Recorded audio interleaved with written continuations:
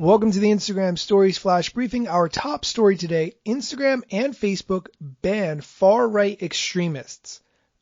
This comes from theatlantic.com.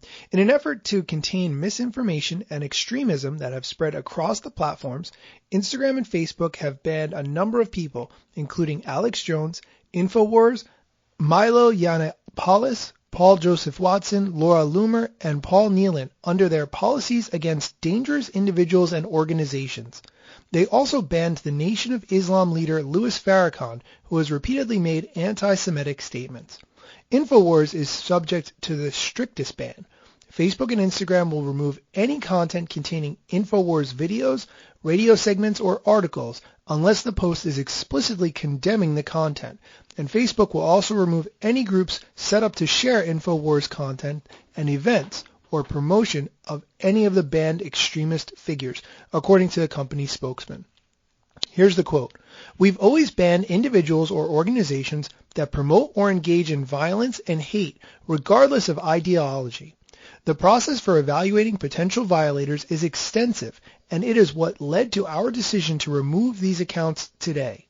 The rest of the article explains how some of the actions that Facebook and Instagram have taken to prevent some of this information from spreading really not worked out the way they had planned. While Facebook had taken previous partial action against Alex Jones, he and other extremists found a welcome home on Instagram, where their content was shared via IGTV, which is Instagram's long-form video hub. The article goes on to point out other areas where Instagram has failed to crack down on anti-vaccine content, despite repeated promises to limit its reach.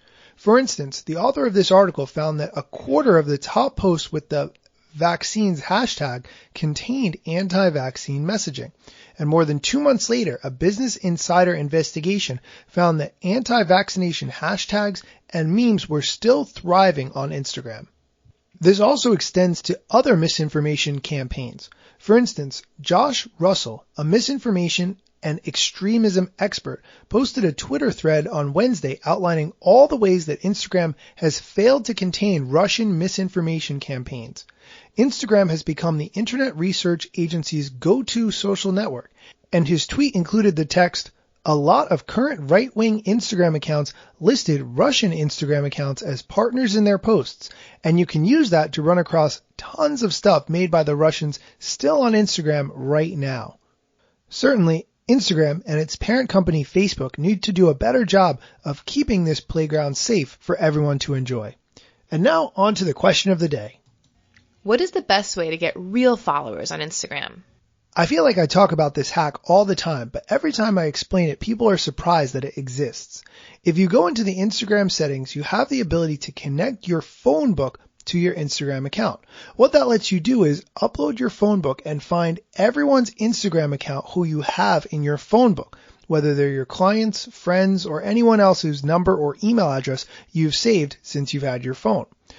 If those people see a connection request from you, they are more likely to follow you back because they know who you are. They're familiar with you. And even if your account may not have the content that you wanted to have yet, they still already have a pre-existing relationship with you and therefore are much more likely to want to follow you back.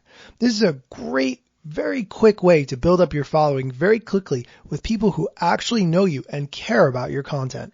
That's it for today's Flash Briefing. If you'd like to hear more, check out my podcast, The Instagram Stories, which you can download from wherever you get podcasts. And if you're interested in making a Flash Briefing, perhaps you already have one or you want to improve your Flash Briefing, check out the interview that I did on Emily Binder's podcast, Beetle Moment Marketing. It's episode number 33, and we go through the top 5 great tips for having a Flash Briefing.